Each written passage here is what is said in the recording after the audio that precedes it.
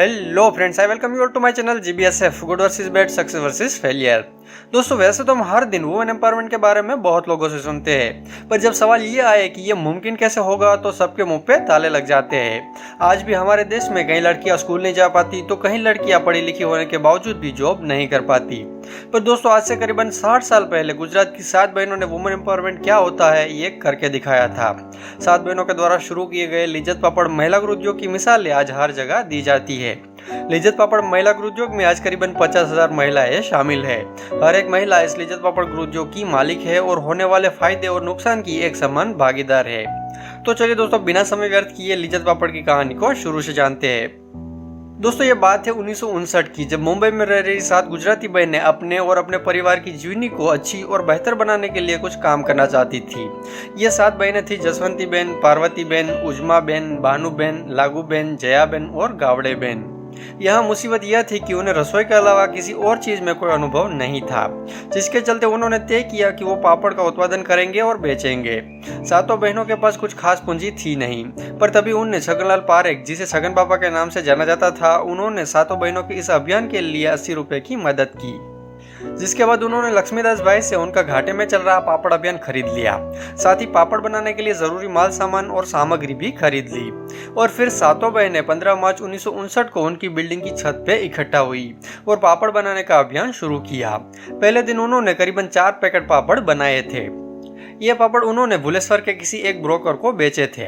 शुरुआत से इन 7 बहनों ने तय कर लिया था कि चाहे जो कुछ भी हो जाए, पर वो किसी से ना तो पैसे मांगेंगे और ना ही किसी का डोनेशन स्वीकार करेंगे।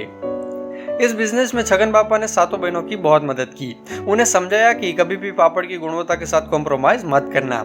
इसके अलावा उन्होंने बिजनेस का पूरा हिसाब किताब रखना भी सिखाया था।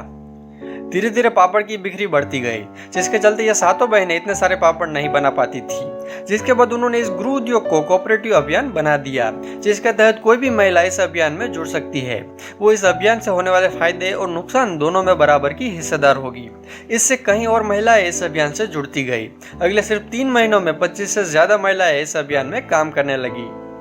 जब बिजनेस में थोड़ा मुनाफा हुआ तो उन्होंने जरूरी सामग्री जैसे कि यूटेंसिल, कपबोर्ड, स्टव्स वगैरह खरीदे।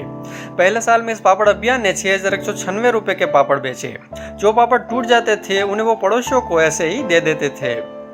दोस्तों, ये अभियान कई महीने जोरों शोरों से चला, पर फिर बारिश का मौसम शुरू हो गया और बारिश के मौसम में पापड़ सुखाना संभव नहीं हो पाया, जिसके चलते उन्हें यह अभियान 4 महीने के लिए बंद करना पड़ा। पर दूसरे साल उन्होंने कोट और एक बड़ा स्टव खरीद लिया। स्टव के ऊपर कोट और कोट के ऊपर पापड़ को सुखाया जाता था, जिसके बाद बारिश होने के बावजूद भी पापड़ मैन्युफैक्चरिंग का अभियान शुरू रहता था।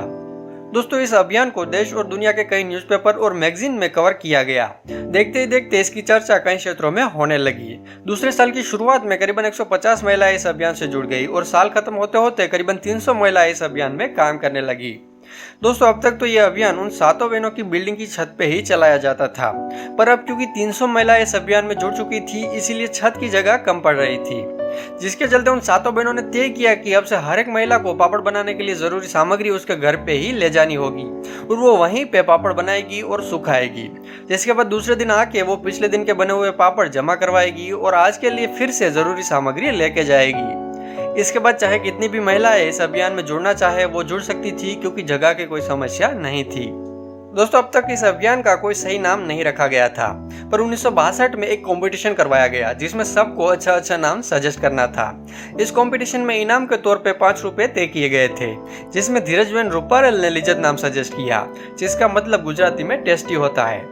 इस नाम को सबने पसंद किया और इसके बाद इस अभियान को श्री महिला गृह उद्योग लिज्जत पापड़ के नाम से जाना जाने लगा। 1962 में इस अभियान ने करीबन 1,82,000 का सेल्स किया था। इसके बाद इस अभियान ने कभी पीछे मुड़ के नहीं देखा। एक के बाद एक नई प्रोडक्ट्स मार्केट में लाते रहे, जैसे कि खाखरा, मसाला, वाड़ी, गेहूं का आटा, बेकरी प्रोडक्ट्स वगैरह। आज की तारीख में भी लिज्जत एक कोऑपरेटिव सिस्टम है। जो कोई भी महिला इस अभियान में जुड़ना चाहती है वो इसे ज्वाइन कर सकती है। शर्त यह है कि उसके पास एक साफ सुथरा घर होना चाहिए, जिसमें पापड़ बनाने की और सुखाने की व्यवस्था हो। इनका वर्किंग स्टाइल एकदम सिंपल है। सारी महिलाएं लिज्जत पापड़ के ऑफिस या गोडाउन में सुबह आके पापड़ बनाने के लिए जरूरी सामग्री लेके जाती है और साथ में पिछले दिन के बने हुए पापड़ को जमा करवा देती है।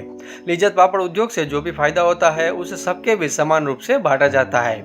यहाँ तक कि कल को ज्वाइन की हुई महिला को भी उतना ही प्रॉफिट मिलेगा जितना 10 साल से जुड़ी हुई महिला को मिलता है। आज की तारीख में लिज्जत महिला गृह उद्योग का एनुअल सेल करीबन 301 करोड़ के आसपास है। दोस्तों 80 रुपए से शुरू कर 300 करोड़ का सफर तय करना आसान काम बिल्कुल नहीं होता, पर ये मुमकिन कर दिखाया है उन 7 बहनों की सोच और मेहनत ने। और ये एसोसिएशन वाकई में वुमेन एम्पावरमेंट को सही मायनों में रिप्रेजेंट करता है। तो दोस्तों ये थी लिज्जत पापड़ की अमेजिंग स्टोरी। उम्मीद है कि आपको हमारी वीडियो पसंद आई होगी।